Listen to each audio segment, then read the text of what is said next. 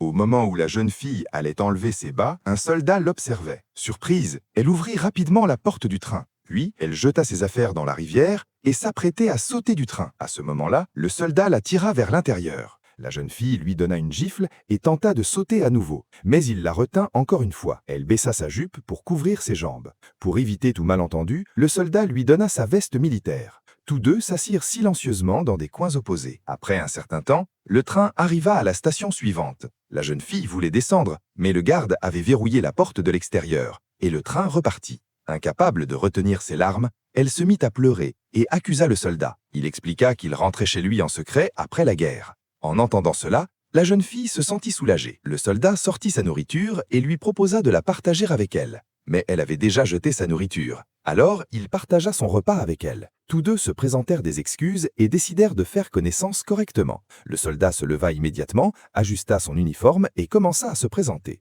À ce moment-là, ils entendirent le bruit de la porte qui s'ouvrait de l'extérieur. Ils se cachèrent rapidement dans un tas de foin et se retrouvèrent involontairement très proches l'un de l'autre. Effrayée, Shura repoussa le soldat, Alexei, et dit qu'elle descendrait à la prochaine station. Après cela, Alexei commença à garder sa distance. Lorsque le train s'arrêta de nouveau, il dit qu'il allait chercher de l'eau. Cependant, un garde le vit descendre, monta dans le train et tenta de forcer Shura à en sortir.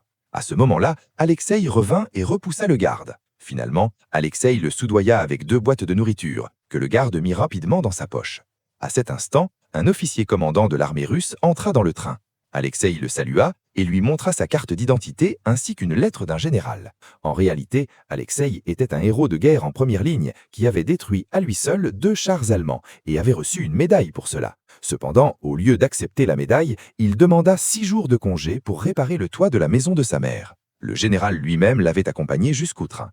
L'officier commandant fut impressionné par son courage et ordonna aux gardes de rendre la nourriture. Shura comprit alors qu'Alexei n'était pas un simple soldat, mais un héros de guerre, et elle alla s'asseoir à côté de lui.